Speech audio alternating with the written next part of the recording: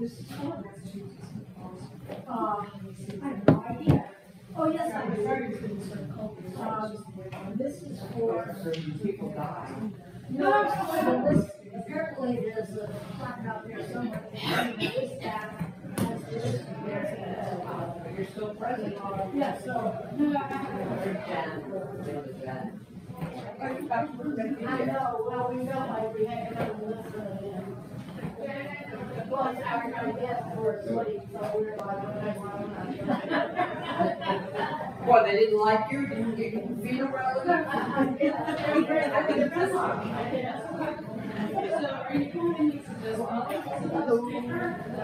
Where is Janet?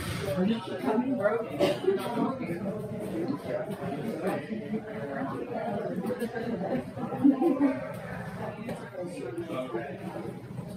When are you getting turned out something? Maybe especially the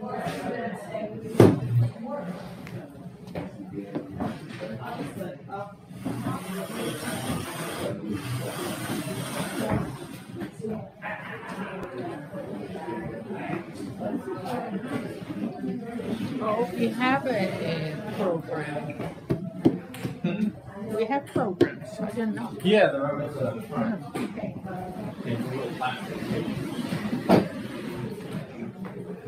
Good morning.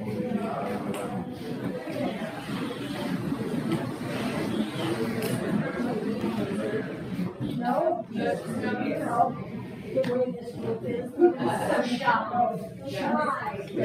Please.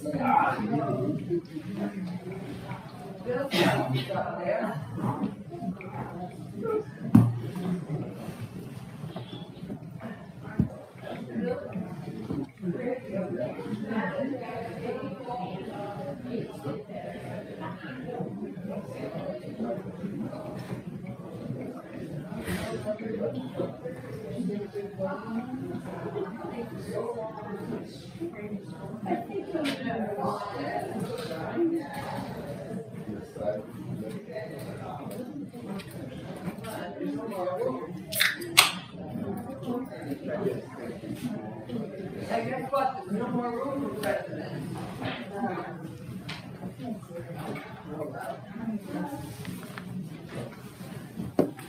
Good morning. Good morning.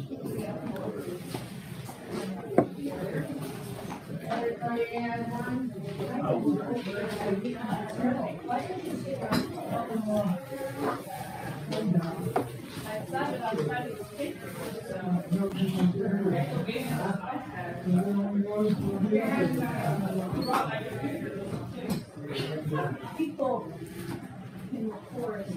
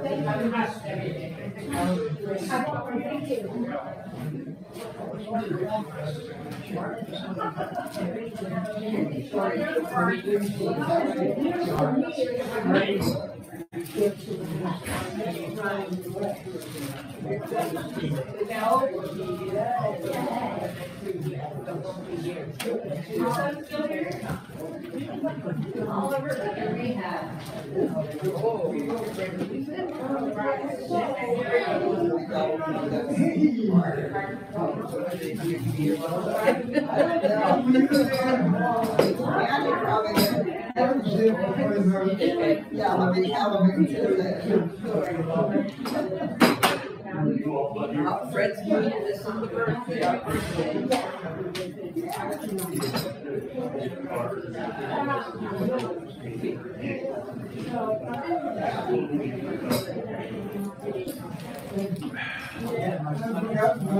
Buongiorno. Good to see you. This is the YouTube. Yes. We're,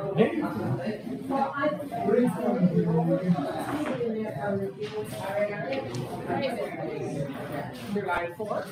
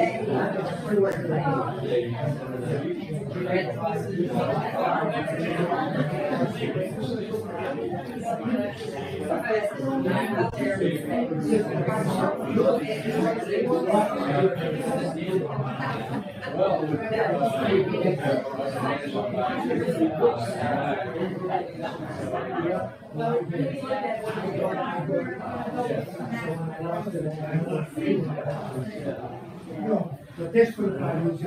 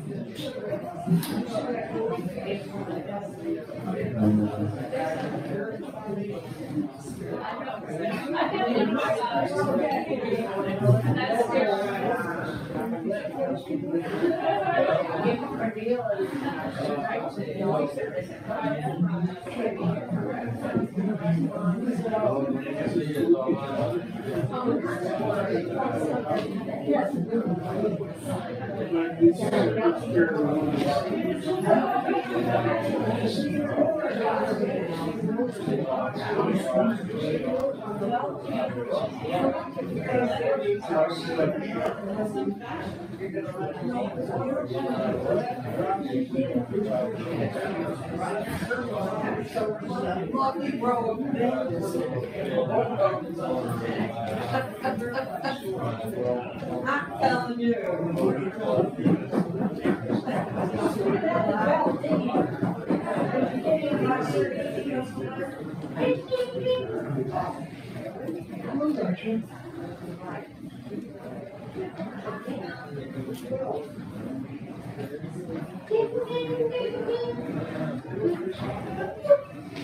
We're beginning.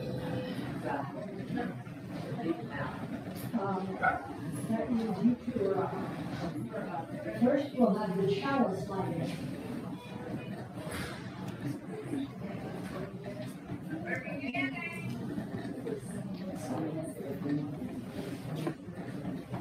Be kind.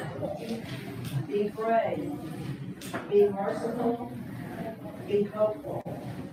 This is how we keep the chalice flame burning.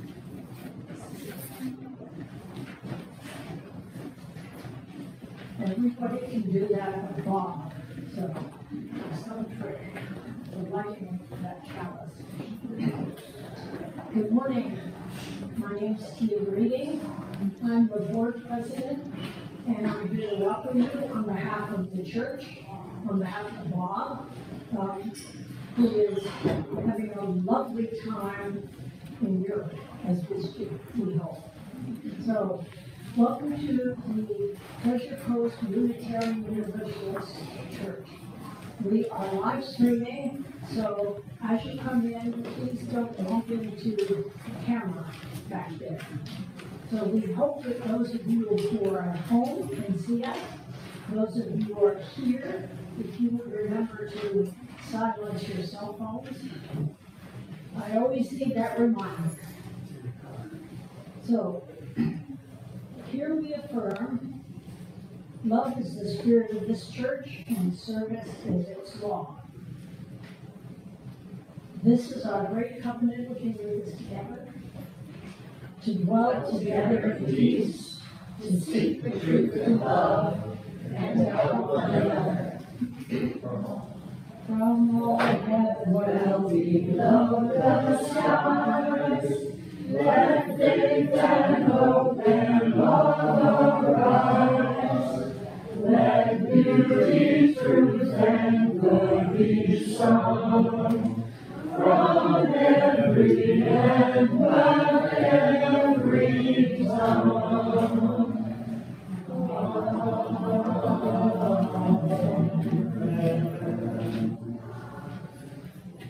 This is, as you know, our relaxed service period for July and August. It went so well last year. It went so well last year in August that we decided to extend it to 2 months this summer. So this is the first introductory period this summer. So thank you to Jay for getting this set up and going. Cheers to Jay. Now, Jay is the one that does the other comics, and Jim is the one who doesn't.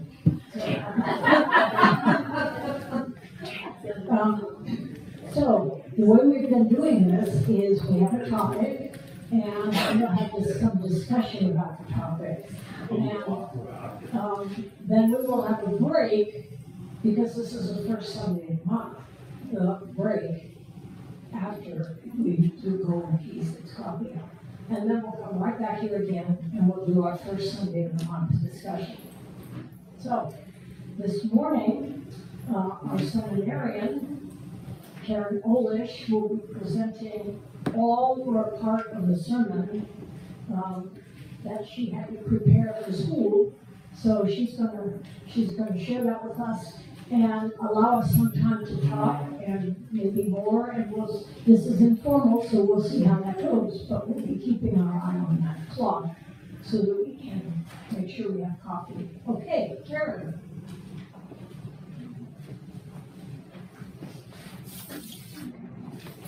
Thanks, Tia. I'm attempting to go wireless.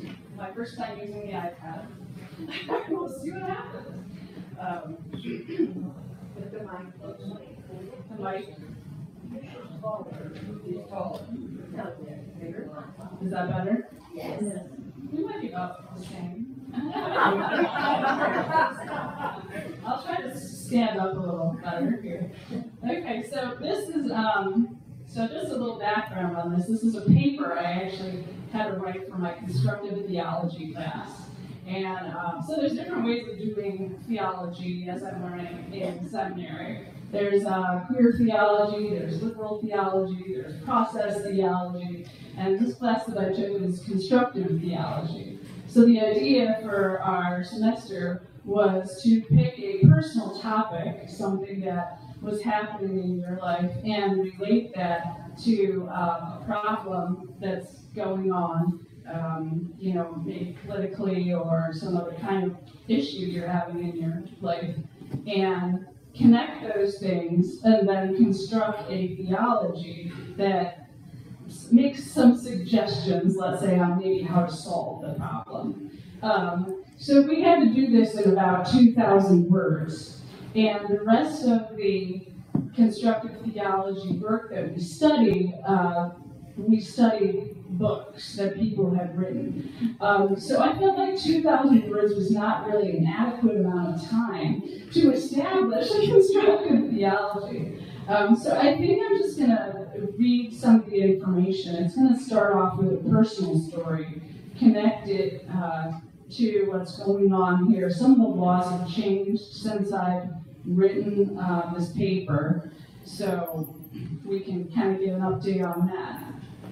But I'll just kind of go, and if you want me to stop or have questions or anything, raise your hand and we can have a discussion and then I can keep going.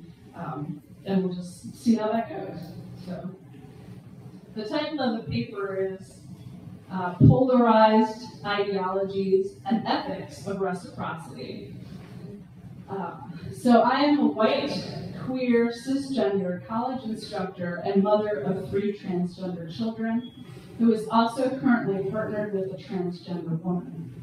I am a lay leader at the UU Church, student at Newville Lombard Theological Seminary, and an ordained Swami in the tradition of Kriya Yoga. I am a mother, partner, and friend whose family risks being torn apart by the laws that are being enacted in the U.S., specifically in Florida, where I am currently living. On May 4th, 2023, the Florida Senate passed SB 254, and Governor Ron DeSantis signed it into law on May 17th, 2023. This law restricts gender-affirming care for both youth and adults in Florida, and as you probably know now, this law has been updated. In the year 2023 alone, more than 500 related bills have been proposed and adopted throughout the U.S. In 2024, the fight continues, and some of the proposed laws include making it a felony to have a driver's license display a gender marker that is not congruent with biological gender markers. The ban on gender-affirming care has led to instability in our household in the sense in which we may need to flee our home to seek the care needed, which we were considering when this all happened last year. Moving out of state would fracture and tear our family apart. However, the gender-affirming care ban is not the only problem I am concerned about. It is but one of many similar problems that are rooted in misinformation and fear. There are many families being fractured and torn apart for a variety of reasons. What is happening in the U.S. with anti-trans laws is only one piece of a larger problem. This larger problem impacts all people, not only in the U.S., but also globally. The larger problem is that the polarization between different ideologies and belief systems is stripping away people's rights, continuing systems of oppression, perpetuating hatred of the other, and leading to violent interchanges between individuals, communities, and nations. To have a hope for change, we must help people move away from polarized ideologies and beliefs by instituting an ethics of reciprocity grounded in a covenant of right relations that is situated in beloved community with a focus on ahimsa, or nonviolence. First, not only are polarized ideologies stripping away the rights of LGBTQ plus persons and continuing systems of oppression, but they are taking away the rights of women.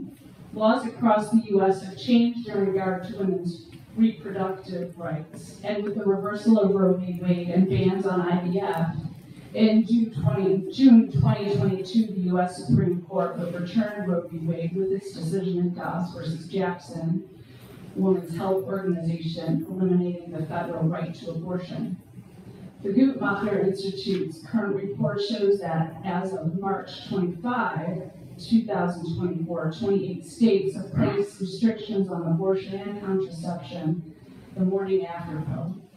According to an article published by Cara DePina and Marie Link in the Wall Street Journal, as of March 4, 2024, 13 states have pending bills that consider embryos people, which has led to fertility clinics pausing IVF treatments. As this extreme polarization continues, LGBTQ plus persons and women will not be the only people losing their rights. The Christian Nationalist 2025 Project is a global project to create an ideal America. The authors and supporters of this project claim that this plan will rescue the country from elite rule and woke cultural warriors. Their plan is a roadmap to dismantle an inclusive democracy for all and change the structure of our society by stripping the rights of LGBTQ plus persons, women, immigrants, and people of color. Second, Christian nationalist groups and those like them are perpetuating hatred of the other and leading to violent interchanges between individuals, communities, and nations. Project 2025 states explicitly that they anticipate civil unrest and will invoke the Insurrection Act if their political candidate Trump is voted in as the next president. Project to Protect Democracy states that there are two factors that are key to growing authoritarianism: stoking violence and corrupting elections. We have already seen this violence taking place throughout the country during Biden's campaign rallies. In October of 2023, the Public Religion Research Institute conducted a poll. The results of the poll showed that 1 in 4 Americans believe political violence is justified to save the U.S.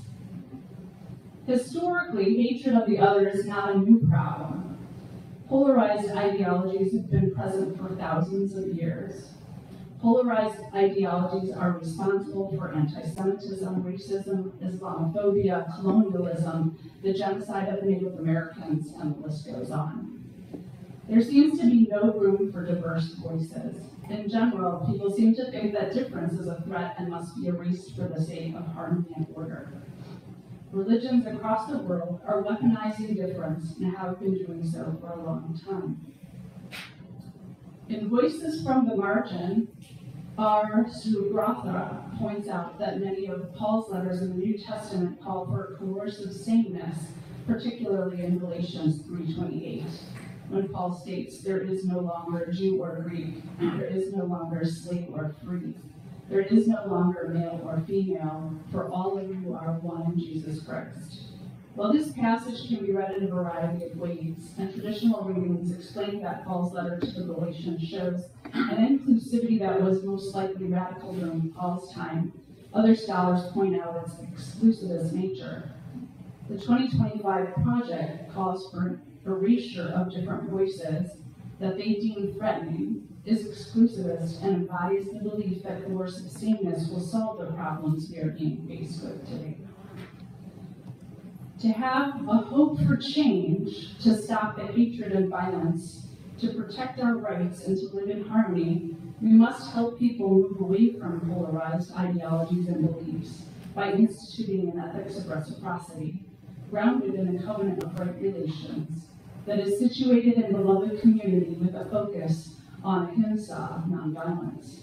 We must help others understand one another. We must show others that difference is not a threat. We must navigate each movement wisely and consciously with an openness and understanding that what is true for one might not be true for another. And it's not in spite of, but because of those differences that we are stronger together. We must learn to listen to each person and to honor each other's individuality and uniqueness. To begin, an ethics of reciprocity needs to be broad in scope and move beyond the Christian idea of the golden rule. There are hundreds of versions of the golden rule, and to commit to only one version would not invoke change. For example, I have selected a few versions to demonstrate the differences in thinking, and there were also a few versions that were printed in the newsletter if you got that on Friday. So in Islam, the ethics of reciprocity reads, "Not one of you truly believes until you wish for others what you wish for yourself." In Taoism, regard your neighbor's gain as your own gain and your neighbor's loss as your own loss. In Hinduism, this is the sum of duty. Do not do to others what would cause pain if done to you. In Buddhism, treat not others in ways that you yourself would find hurtful.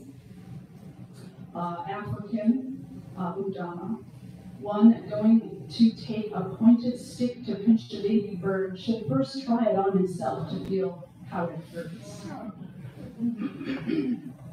As we can see, an ethics of reciprocity is found in many cultures, religions, ethical systems, and secular practices. An ethics of reciprocity is appealing because it allows for all voices to be heard and mutual practices to be established, and it is interdependent. It exists to help one another develop empathy for each other. It defies language, culture, race, space, and time. It is rooted in a mutual exchange of support for one another that allows two or more people to use it to enter into a covenant of right relations that ultimately leads to the creation of a beloved community. At least that's the hope. Because polarization is not rooted in reason and minds are not changed through argument, we must make an appeal to emotion. That appeal to emotion comes from building an ethics of reciprocity. It encourages rather than discourages a dialogue, which means that both sides or all sides must seek to understand one another's point of view, no matter how challenging. This means that those who are against gender-affirming care, abortion, IVF treatment for women, need to be heard just as those who support gender-affirming care, free choice, and IVF treatment for women are also heard. The deep listening must be equal and not only one-sided. Challenging our values to the very core and attempting to understand the other is not only the duty of those who support Christian nationalism, Project 2025, conservative views, but it is also the duty of those who hold different and more liberal points of view. To be clear, I am not condoning any violent actions on any side which seek to take away rights, oppress others, or erase the other, which is why an ethics of reciprocity rooted in a covenant of right relations in beloved community must honor each other's individuality and be nonviolent in thought, word, and deed. An ethics of reciprocity is grounded in the idea of non-harm. According to Patanjali's Yoga Sutras, non-harm should take place in thought, word, and deed. This means that one place to begin is through mastering our own minds so that we do not think harmful thoughts, say harmful words to others, or perform harmful deeds. My training as a yogi informs this theology of non-harm in thought, word, and action. We don't only need to stop the hateful actions, we need to cut them off before they begin by changing the way we think about others. Acts of ahimsa, non-violence, start in the mind, so we must train the mind to use an ethics of reciprocity. One problem with this approach is that learning to master one's mind in this way takes many years of practice. And while we should work on mastering our minds, we also need a quicker solution to the problem of federalization. Another problem with an ethics of reciprocity that is created by covenant and geared toward creating beloved community is getting people to buy in. A covenant and a beloved community are normally created between like-minded people who share similar interests and values. For example, Josiah Royce, the first person to develop the idea of beloved community rooted in loyalty, believed that the ideal form of beloved community takes place when people come together in a specific community that shares memories, common loyalties, and that they most likely already accept one another. In our case here, we do not share similar memories, loyalties, interests, or values. Could we share in a community of hope that we know is for the greater good? It may be possible, but a different political morality takes time. A patient and courageous way of learning and naming so that we can accompany moral condemnation with moral vision. In conclusion, we have a long road ahead of us. It is likely that humans will continue to seek to oppress each other. To think otherwise is to deny not only the events of the last century, but also the events of our own history as a nation, our ethnic cleansing. Learning to hear each other's voices will be challenging and is not for the faint of heart. Developing an ethics of reciprocity through a covenant of right relations with the goal of creating beloved community will not be an easy task, but it will be worth it. I am hopeful that it could stop this cycle of hatred and violence, and that it could give us all a way into honoring each other's uniqueness and individuality. While polarized ideologies have been present in every generation for thousands of years, it is time to make a change and affirm one another. Along the way of life, someone must have sense enough and morality enough to cut off the chain of hate. This can only be done by projecting the ethics of love to the center of our lives. And I ended up reading the whole paper, so we need to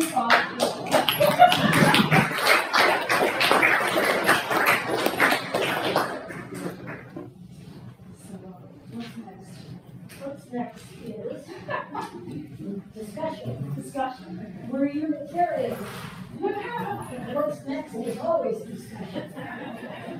So, who would like to, that was a very deep, broad, wide, everything topic. Who would like to start?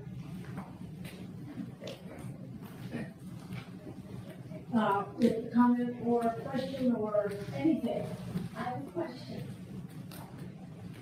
Is there ever a situation where a peaceful response to something is not heard? I wonder if you have something in mind that makes you like that. Just a question. Could you repeat it? I didn't hear Is there ever a time when a peaceful response to something is not appropriate? Is that right? Which is When women are in charge of the world, that's when we're gonna have peaceful solutions. that's when we're going to have peaceful solutions. Yes, I love men, don't get me wrong, but there's too much testosterone in the government. Well, to be fair, y'all don't get along very well, so we're. I think we get along better than you guys do. See Marjorie Taylor Greene? Well, yeah, there are exceptions. Well, how about this as a time when a peaceful, when you see somebody beating somebody else up on the street, a peaceful reaction is appropriate. You need to go and beat somebody up or The reaction is not necessarily violent, it's, or non-peaceful. You could simply interpose yourself between them. That's the right response. That's the choice. Or you get violent. I think that, I'll just say a few words on that. I think in an ideal world, it would be great to not ever have to be violent. Is that practical? Maybe not necessarily. Is it a personal choice? I'm going to give you an example of fishing. My middle child is very into fishing, and I wholeheartedly support her. yeah. Yeah. Spell fishing. Not peeing. Yeah, with an F.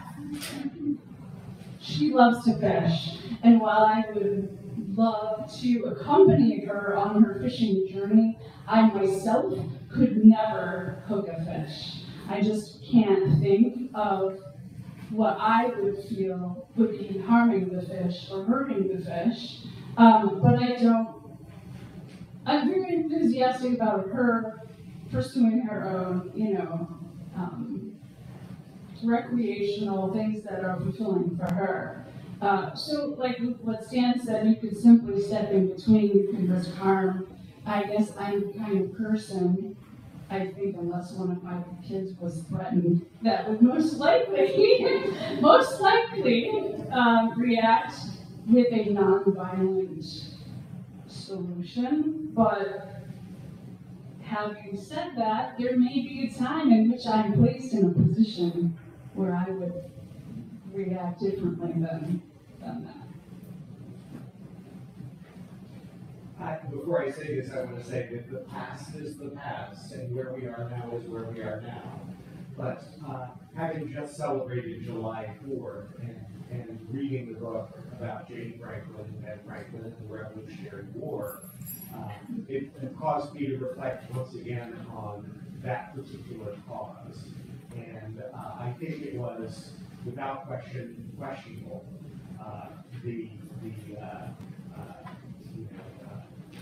their no taxation without representation was a notion that I don't, there are many, many people in the world who pay taxes without representation, right or wrong. And so it was basically a bunch of people who wanted to do what they wanted to do, and they used violence to do it.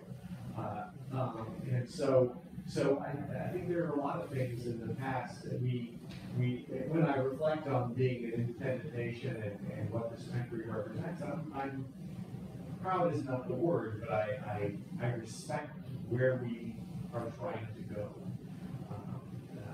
I always say proud to be an American is kind of silly. I didn't choose to be American. Unless you're in the military, you know, in that case. So, you know, violence has happened in history, and how do we reflect on that?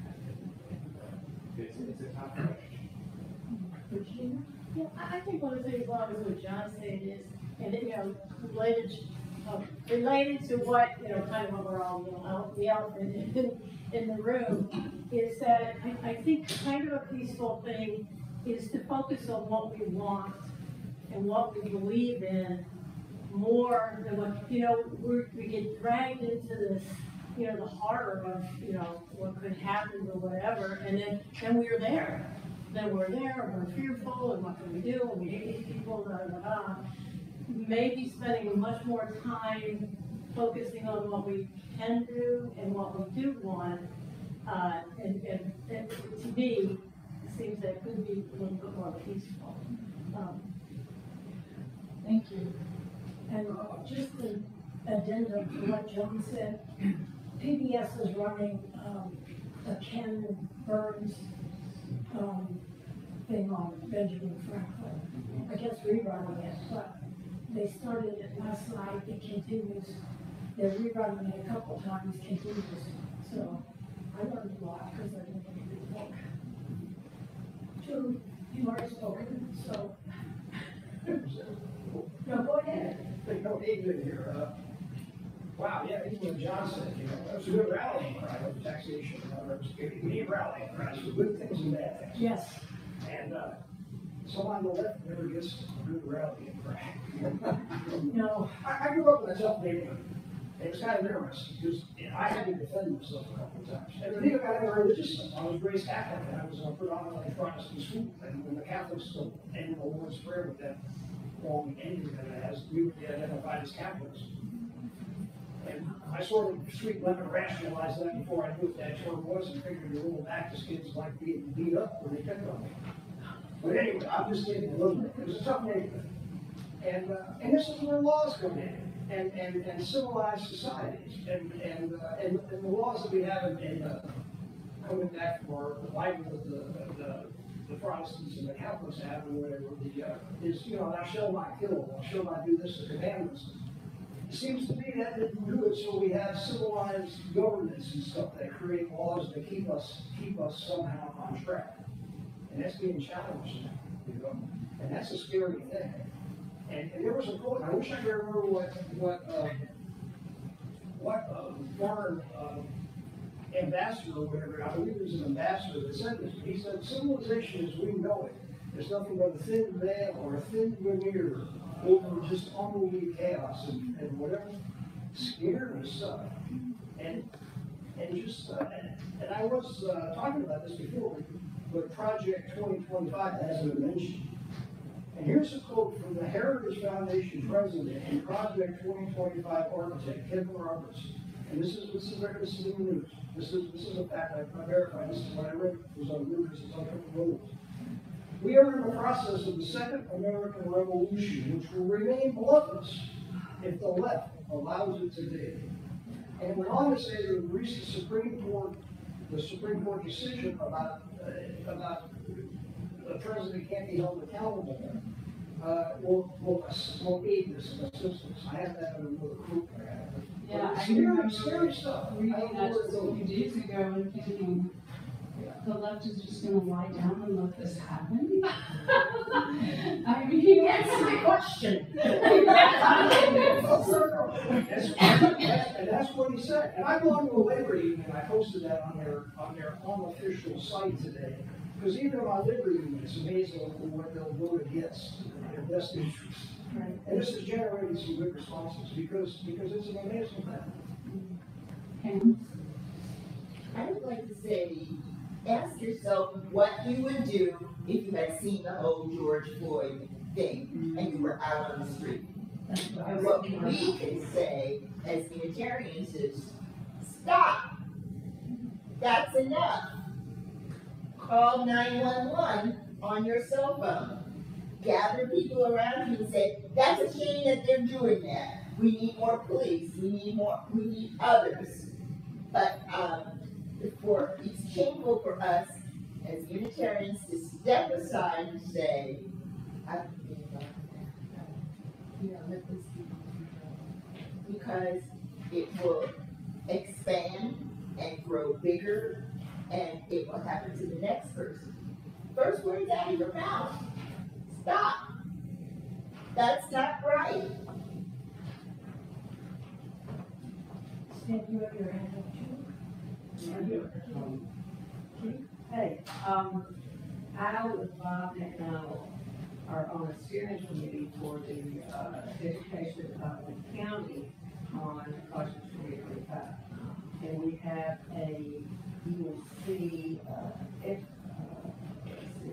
we're going to have a get together at the Unity Church, July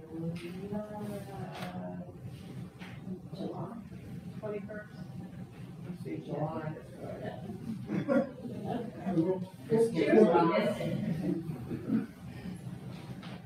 Yes, I'm also on an international. Guess what? July what? July 21. That's right, that's right. 3 p.m. Down the street, be there. We had a good crowd last time. Yes. Then I'm also on the steering committee of an international group called Trying to Stop 2025. And we have gathered some really good synopsis of it, and especially the last one was from the women of Georgia. And so that just was made apparent this week. I don't have it with me, although I can read it to you. But if you'd like me to publish it here, we can do that. It's very scary, and now Trump is saying, I don't know much about it. Well, it does involve reading. Well, no, I know 900 part. So that there's a synopsis that we gather that we're beginning to use to educate people. So I'll get that done. I will say that Karen opened up in that one sermon, huge areas for discussion, which need to be coming to a close soon, so we can have coffee hour, because this is supposed to be a shorter service. So, are there a couple of last burning yes? Just like to bring up that you mentioned deep listening. Something that hasn't been brought up, that you did touch on, which is that deep listening. And I'm trying to imagine what that deep listening looks like.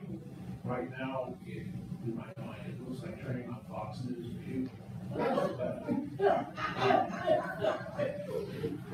You know, I'm kind of drawing a blank there, so, you know, that discussion could happen elsewhere.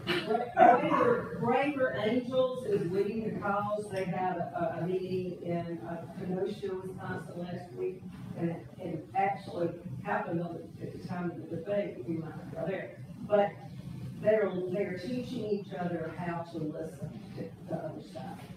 The red guy and the blue guy sitting together, they do that. And there's a book that a lady by the name of Guzman, G-Z-M-A-N, has written that I'm reading. It's just fabulous. It's about how to listen for parents are on the opposite side. For parents and yet they're moving through this. So there's ways to listen and give credence to other people's point of view with respect without learning to shoot them.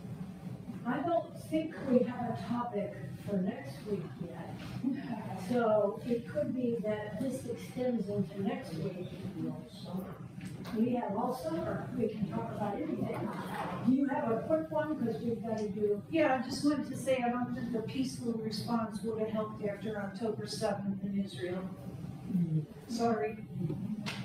Oh, yeah. You were asking what would be a situation where a peaceful response is not appropriate. That would not have helped on October 7th, after October 7th. Very question. Brings up all kinds of other things. Before we move on, What's the date? I didn't get the date. July 21 at the Unity Church, 3 o'clock. July 21. Can we please thank, I'm sorry, what is your name? Barbara. Barbara, can we thank Barbara for her comment, please? I think you might be comfortable to introduce yourselves. Oh, yes. My name is Barry McLaughlin, and in 2002, I met her in 2001. In 2002, Barbara and I were married. We were Unitarian Universalist minister in Massachusetts. We were snowbirds for 10 years, then moved here in 2013. And, you know, we kind of like got on the main road. And when we started coming to the Democratic meetings, we realized, oh my goodness, There's other people. the church, let's go check it out. So this is our first visit here. You'll likely see us from time to time. And this is, again, my wonderful wife with lots of great ideas.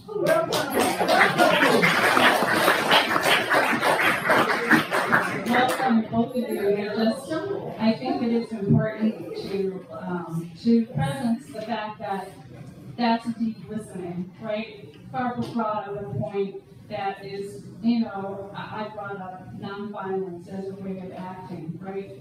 I know that sometimes it's not possible, but to hear everybody's voice, that's really what I want, is to hear everybody's voice. And so you can agree with me, you can disagree with me, you know, it's great. I just want to be there and listen, and I think that's important. Come back next week. I will have more because we're late. We're late. Okay. All right. Thank you, everybody.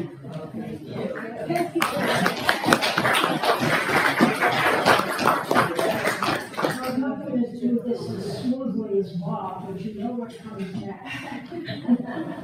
So if you're grateful to Karen and to Bob and to the fact that our building is here, thank you.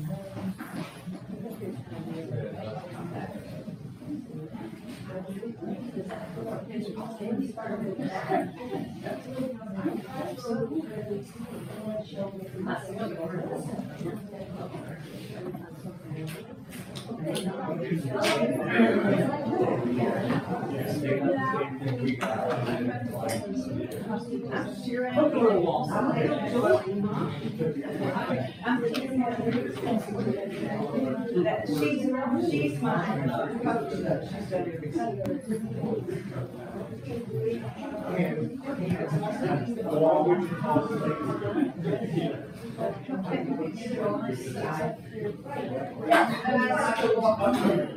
Thank you.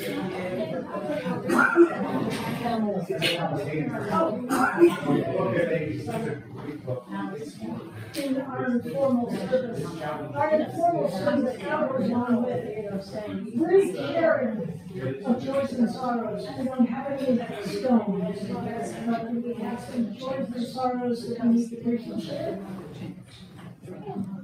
I had spoken to Bill Falk. Can you hear me? Bill Falk. And he's in a rehab center. And also, he has rehab throughout the day.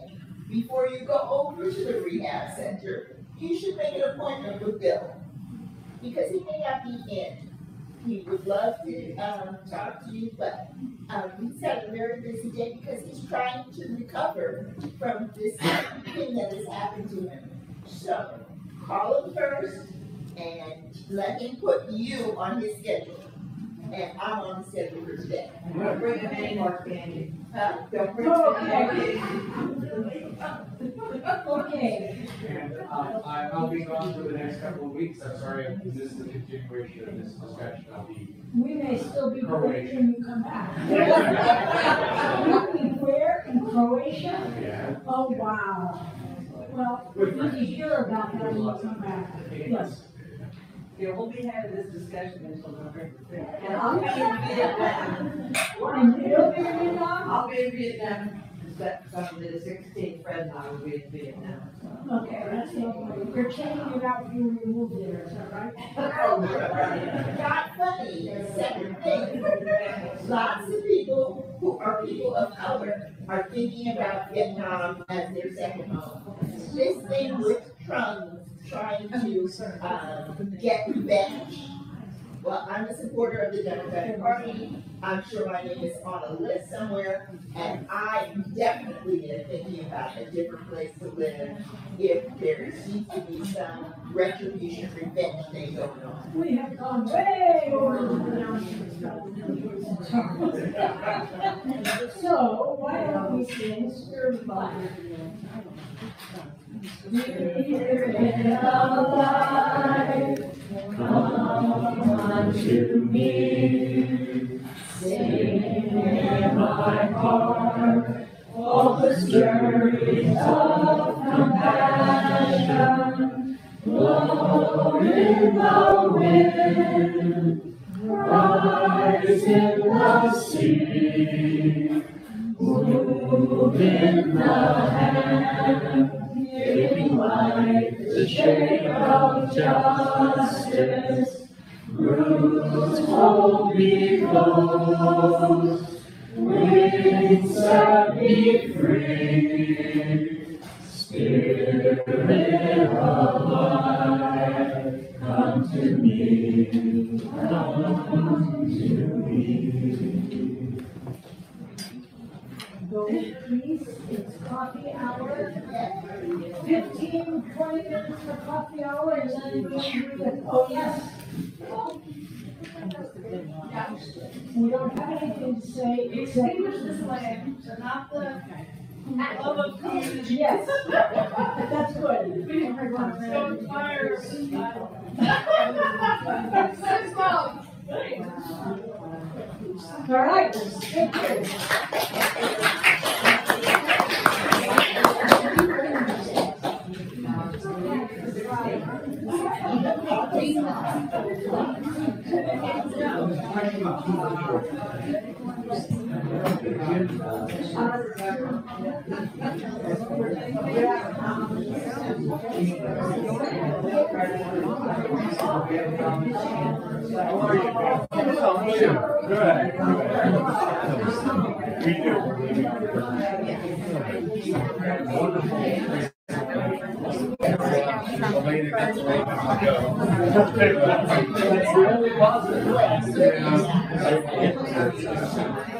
That's